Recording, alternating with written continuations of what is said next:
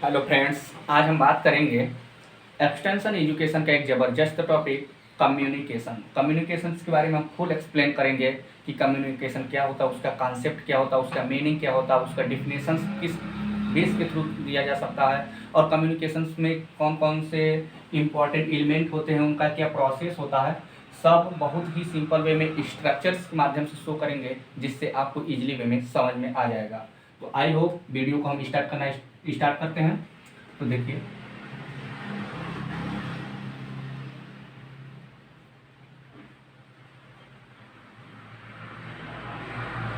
Term यहाँ पर लिखा गया है कम्युनिकेशन। कम्युनिकेशन का मतलब होता है कि अपनी भाषाओं का आदान प्रदान करना, यानी कि कम्युनिकेट करना, यानी कि एक पर्सन से दूसरे पर्सन तक अपनी भाषाओं और विचारों का आदान प्रदान करना ही क्या कहलाता है, कम्युनिकेशन कहलाता है। तो कम्युनिकेशन में दो होते हैं, एक होते हैं टीचिंग, यानी कि टीचिंग के थ्रू हो सकता है, और एक होता है रिसीवर।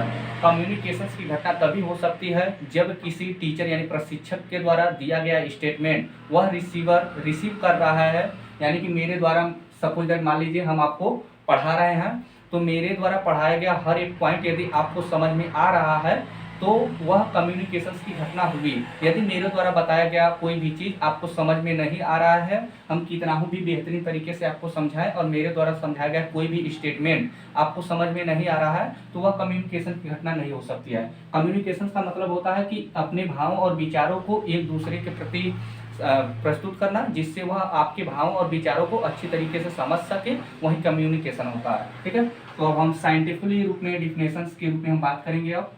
ठीक है, तो आपको एक बेस बता दिया कि कम्युनिकेशन क्या होता है। तो कम्युनिकेशन क्या होता है,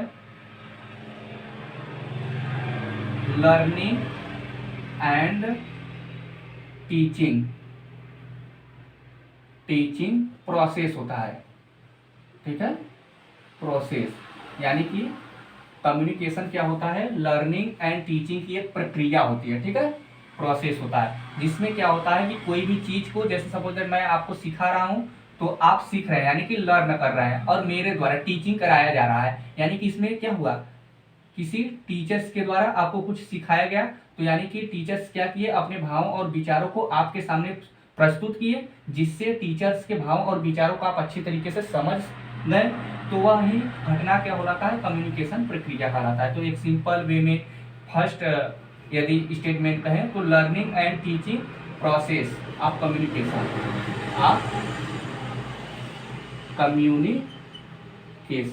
यानी कि किसी भी चीज को आप सीखेंगे किसी के द्वारा तो कम्युनिकेशन की घटना होगी। ठीक है, अब इसमें लिख सकते हैं कम्युनिकेशन जो होता है, कम्युनिकेशन जो होता है डबल वे प्रोसेस होता है। डबल वे प्रोसेस, इसका कहने का मतलब यह है ना, डबल वे प्रोसेस का मतलब है दोहरी प्रक्रिया है। वह किस तरह के से है, जैसे इसमें दो लोगों की बात होती है। जैसे मान लीजिए एक पर्सन यहाँ पर है, ठीक है, और दूसरा पर्सन यहाँ पर है, वह अपने भाव और विचारों को आपस में क्या किया, शेयर किए।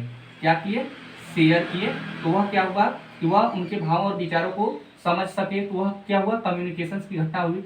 ऐसा नहीं है कि वह अपने भाव और विचारों को शेयर कर रहे हैं। जैसे सपोज दैट मान लीजिए हम आपको पढ़ा रहे हैं, ठीक है, तो मैंने क्या किया, अपने भाव और विचारों के माध्यम से कम्युनिकेशन के बारे में आपको कम्युनिकेट किए, तो मेरे द्वारा आपको क्या हुआ, नॉलेज मिला। तो ऐसा नहीं है कि आपके द्वारा भी हमें कुछ नॉलेज मिलेगा। जैसे हम आपको पढ़ा रहे हैं तो मेरे द्वारा आपको कुछ नॉलेज मिला, और हमारा क्या हुआ कि यह टॉपिक फिर से क्या हुआ, रिकवरिंग हो गया, तो हमको भी कुछ लाभ हुआ और आपको भी कुछ लाभ हुआ। तो उसी को कहा जाता है कि कम्युनिकेशन डबल वे प्रोसेस है। आप ऑलरेडी समझ चुके होंगे। ठीक है, और हम बात करते हैं तो कम्युनिकेशन में क्या होता है, केशन में इंक्लूड होता है। इंक्लूड होता है, क्या इंक्लूड होता है, जैसे सोर्स एंड विथ मैसेज। ठीक है, किसी स्रोत यानी माध्यम के थ्रू मैसेज का क्या किया जाता है, कम्युनिकेशन किया जाता है। तो यार कम्युनिकेशन में ही क्या होता है, इंक्लूड होता है। ठीक है, रिसीवर एंड हिज रिस्पॉन्स। ठीक है, और रिसीवर के द्वारा क्या उसका रिस्पॉन्सिबिलिटी शो कर रहा है, वह कम्युनिकेशन में क्या होता है, इंक्लूड होता है। ठीक है, नेक्स्ट टर्म की बात करें तो कम्युनिकेशन में जो होता है, कम्युनिकेशन में जो रिसीवर होता है ना, आप इस वर्ड को भली भांति ध्यान दीजिएगा। कम्युनिकेशन में रिसीवर जो होता है मोस्ट इंपॉर्टेंट एलिमेंट होता है, यानी कि समझा रहे हैं कि वास्तव में क्या होता है, मोस्ट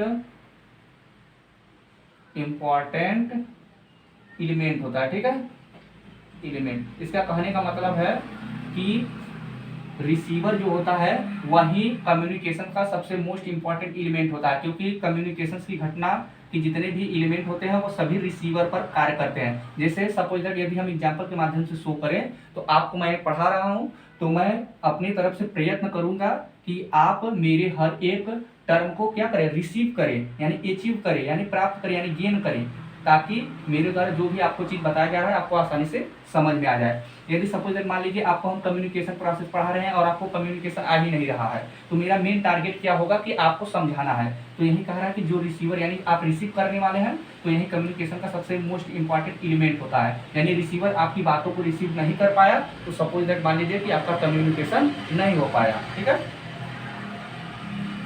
यदि हम बात करें कम्युनिकेशन सिस्टम की, कम्युनिकेशन सिस्टम, ठीक है, तो कम्युनिकेशन सिस्टम जो होता है किस बेस के अकॉर्डिंग अपने नॉलेज को एक दूसरे पर्सन से कम्युनिकेट करते हैं, हम सिंपल वे में समझाएंगे। जैसे मान लीजिए कम्युनिकेशन सिस्टम जो होता है, के होता है, के से मान लीजिए आपको नॉलेज, ठीक है, के जी एस, ठीक है, के जी एस, जी से जनरेटिंग, ठीक है, और यस से आपका होगा सिस्टम, क्या होगा, सिस्टम। ठीक है, आपको इजीली वे में हर पॉइंट समझ में आ रहा होगा। डी से होता है डिसेमिनेटिंग, क्या होता है, डिसेमिनेटिंग।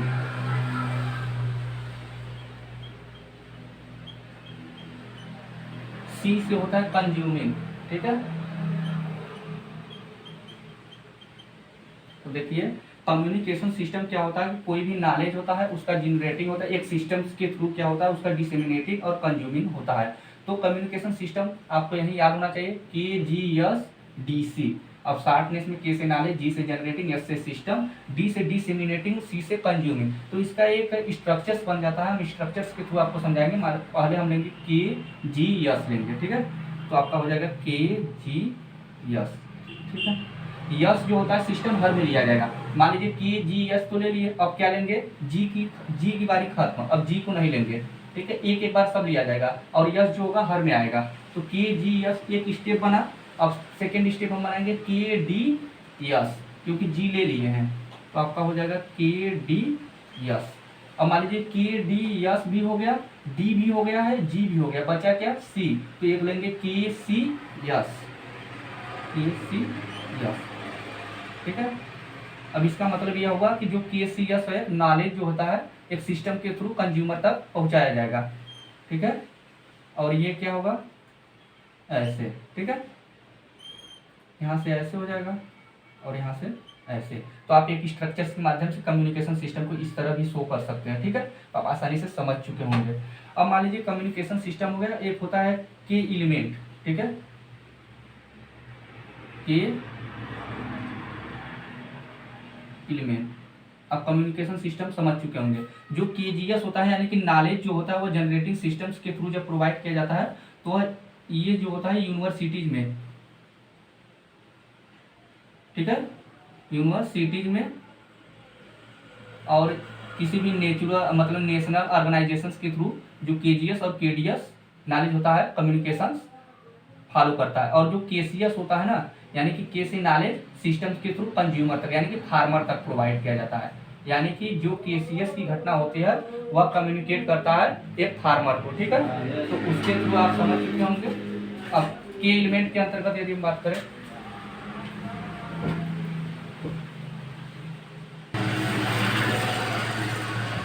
हेलो गाइस, लाइट चला गया था, इसकी वजह से थोड़ा प्रॉब्लम आ गया था।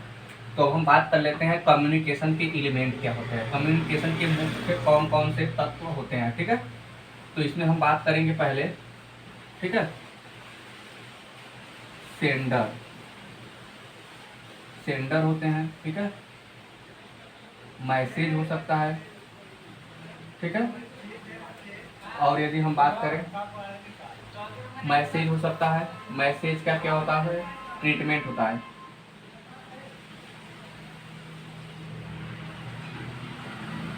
ट्रीटमेंट, अर्थात इसको बोला जाता है, मैसेज ट्रीटमेंट को बोला जाता है इनकोडिंग। ठीक है, उसके बाद हम बात कर सकते हैं फोर्थ एलिमेंट, रिसीवर होता है।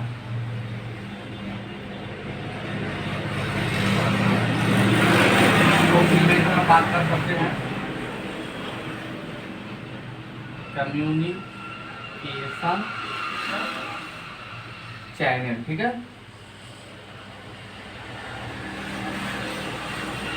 चैनल या मीडिया बात कर सकते हैं। ठीक है, मीडिया हो सकता है। फिफ्थ एलिमेंट में हम देख सकते हैं रिसीवर। ठीक है, और सिक्स्थ एलिमेंट में हो जाएगा receiver, receiver and his response.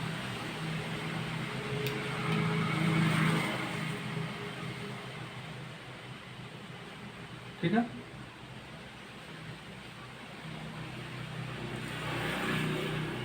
Response. तो देखिए की एलिमेंट का मतलब होता है कि इतने मतलब इतने एलिमेंट होते हैं जिनके द्वारा कम्युनिकेशन किया जा सकता है। यदि मान लीजिए सेंडर भेजने वाला नहीं रहेंगे, किसी भी मान लीजिए आप डॉक्यूमेंट्स या लेटर लिख लिए और वो सेंडर नहीं है यानी भेजने वाले नहीं है, तो आपका कम्युनिकेशन की घटना नहीं हो सकती है। एक मैसेज के थ्रू भी हो सकता है, मैसेज का किसी भी चीज़ का यदि मैसेज का आप कम्युनिकेशन कर रहे हैं तो मैसेज का पहले क्या किया जाता है, ट्रीटमेंट किया जाता है, जिससे बोला जाता है इनकोडिंग किया जाता है। फिर उसको क्या किया जाता है, कम्युनिकेशन चैनल्स के थ्रू या मीडिया के थ्रू रिसीवर तक प्रोवाइड किया जाता है। तो इसमें रिसीवर भी एक मोस्ट इंपॉर्टेंट एलिमेंट होता है। रिसीवर एंड हिज रिस्पॉन्स, यानी उसकी रिस्पॉन्सिबिलिटी क्या है, वह आप कम्युनिकेट कर रहे हैं तो वे आपकी बातों को समझ रहे हैं या नहीं। तो ये सब थे क्या, कम्युनिकेशन के एलिमेंट। तो आप इसे भी ध्यान दीजिएगा, बहुत ही इंपॉर्टेंट है। कभी कभी 2 नंबर के क्वेश्चन में पूछा जाता है कि कम्युनिकेशन के एलिमेंट, महत्वपूर्ण एलिमेंट कौन कौन से हैं, नाम लिखिए। ठीक है, तो आपको यही लिखना पड़ेगा। ठीक है, अब हम बात कर लेते हैं कम्युनिकेशन प्रोसेस क्या होता है। कम्युनिकेशन प्रोसेस, ठीक है, कम्युनिकेशन की क्या प्रक्रिया है। ठीक है, तो हम बहुत ही सिंपल वे में आपको समझाएंगे। सबसे तक मान लीजिए आपका मैसेज है, ठीक है, मैसेज है, वो क्या होगा, एक सेंडर के थ्रू भेजा जाएगा। ठीक है, तो पहले रिसीवर के पास जाएगा, रिसीवर, अब रिसीवर इसका क्या करेगा, फीडबैक या रिस्पांस देगा। ठीक है, फीडबैक, ठीक है, उसका क्या रिस्पॉन्सिबिलिटी है उसको शो करेगा। फिर यह क्या करेगा कि सेंडर के पास भेजेगा, क्या करेगा, सेंडर के पास। फिर मैसेज का क्या होगा, इनकोडिंग होगा। फिर क्या होगा, चैनल तक जाएगा। फिर क्या होगा, इसका डिकोडिंग होगा। ठीक है,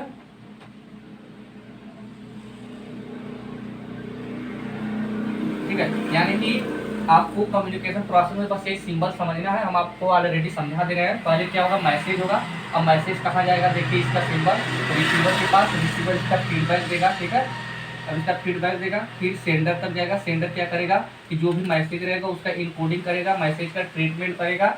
वह यह देखेगा कि मैसेज में किसी भी प्रकार का अभद्र लैंग्वेज का यूज किया गया है या नहीं। ठीक है, तो इसका इनकोडिंग करेगा, फिर वह चैनल तक प्रोवाइड करेगा। जब वह चैनल तक प्रोवाइड करेगा तो इसका डिकोडिंग होगा। डिकोडिंग का मतलब होता है चैनल अपनी लैंग्वेज में, अलग अलग लैंग्वेज में, अलग अलग कंट्री में क्या करेगा, उसको प्रोवाइड करेगा, जो भी न्यूज़पेपर या जो भी स्टेटमेंट रहेगा। ठीक है, जो भी मैसेज रहेगा, क्योंकि क्या होता है कि इंडिया में कुछ स्टेट में, मतलब राज्य में अदर लैंग्वेज बोले जाते हैं, कुछ स्टेट में अदर लैंग्वेज बोले जाते हैं। तो वह चैनल कार्य कर देता है कि उसका डिकोडिंग कर देता है, यानी कि लैंग्वेज में अपना लैंग्वेज के अकॉर्डिंग उसको क्लासीफाइड कर देता है। ठीक है, तो मैसेज चला जाता है। तो ही एक सिंपल सा कम्युनिकेशन प्रोसेस था, ऑलरेडी आप समझ चुके होंगे।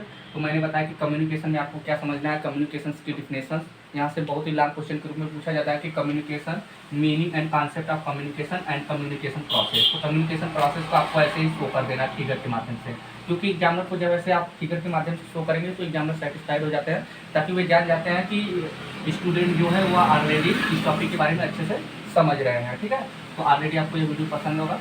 वीडियो पसंद है तो वीडियो को लाइक और चैनल पर नए हो तो चैनल को सब्सक्राइब जरूर कर लीजिएगा। और कमेंट में हमें जरूर आप लोग बताइएगा कि आप लोगों का क्या फीडबैक है, कि मेरे द्वारा पढ़ाया गया कोई भी स्टेटमेंट आप लोगों को समझ में आता है या नहीं, तो कमेंट बॉक्स में हमें जरूर बताइएगा। ठीक है, तो इसके पहले यदि आप लोगों को एक्सटेंशन एजुकेशन से अदर वीडियो देखना पड़ेगा तो चैनल के प्लेलिस्ट में जाइए, वहाँ पर ऑलरेडी आपको कम्युनिकेशन यानी एक्सटेंशन एजुकेशन से रिलेटेड सभी वीडियो आपको आसानी से मिल जाएगी। Thank you.